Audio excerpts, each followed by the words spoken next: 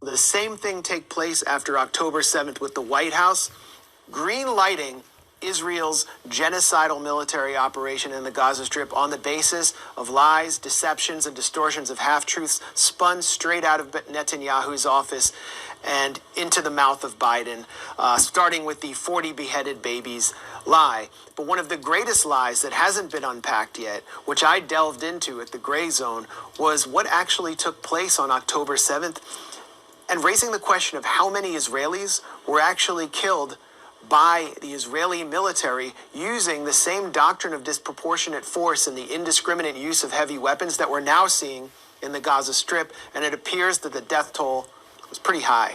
First of all, we now know from official Israeli statistics and confirmed deaths published by Haaretz that at least 50% of those killed were on military bases at the time. They were Israel's Gaza division, which was enforcing the siege of Gaza, active duty soldiers in uniform. They were the main targets of the Hamas commando division, their elite units.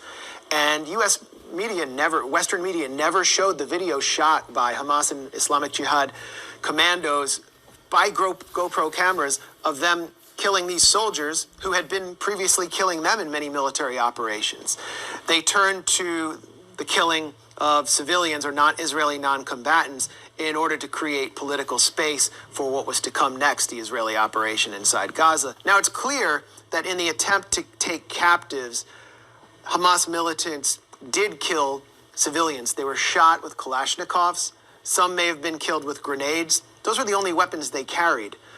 But if you look at the images of, for example, the homes in Kibbutz Be'eri, which was one of the main sites of hostage standoffs, these homes look like many of the homes in the Gaza Strip, which I've personally seen covering the 2014 assault on Gaza. Totally destroyed, cooked. Entire families were actually found in these homes, Israeli families, under rubble, as Palestinian families are now being found in Gaza.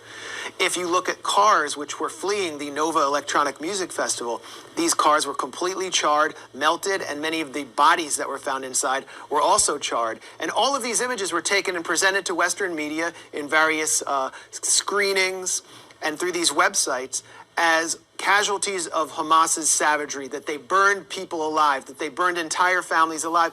And what's absolutely clear and confirmed is that the Israeli military shelled these homes in Kibbutz Be'eri with tanks under orders from the top to, as one kibbutz security coordinator named Tuval Eskapa put it, to shell the homes on top of their occupants, even if they were Israeli.